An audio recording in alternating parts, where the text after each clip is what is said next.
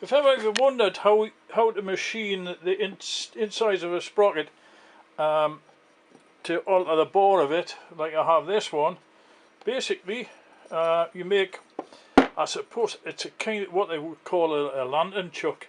And basically you machine the bore of this till you can just get the teeth entering, and then by about 1/8 of an inch, and then the rest of the way in for however deep you need it, 1/1000th of an inch or 2/1000ths of an inch less in diameter, so that you get a kind of force fit, and you just push the sprocket into there and that grips it. You have to take it easy because obviously aluminium expands quite rapidly compared to steel, quite a lot more, so if you generate too much heat, the aluminium expands and the sprocket comes loose. So you just take your time and you'll get there. I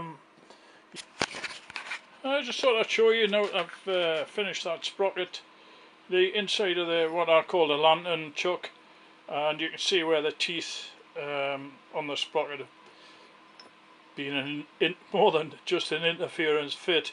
But you can imagine that all of those teeth with that little bit of interference, it would take a lot to make that rotate in there.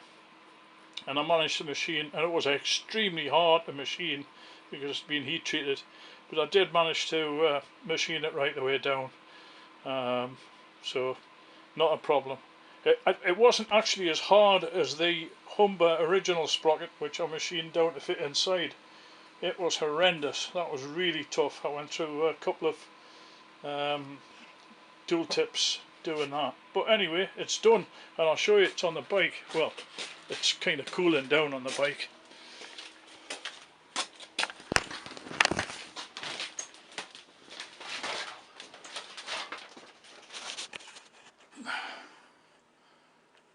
So there you have it, a Humber sprocket, duplex sprocket.